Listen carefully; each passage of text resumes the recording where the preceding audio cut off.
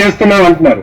ఈలోకి వీళ్ళు ఏం చేశారు, ఒక సదరు ఈ ప్రైవేట్ పోర్ట్ వాళ్ళు మా పైన సుప్రీంకోర్టులో ఆల్రెడీ పిల్ వేశారు, సుప్రీంకోర్టులో కేసు వేశారు.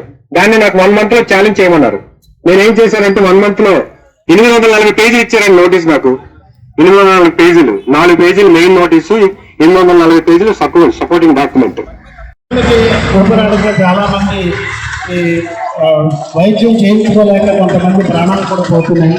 దయచేసి మా విన్నపం మన్నించి మాకు ఈ పొల్యూషన్ నుంచి విముక్తి చేస్తారని ఈ గ్రామాలన్నీ మేము కోరుకుంటున్నాము.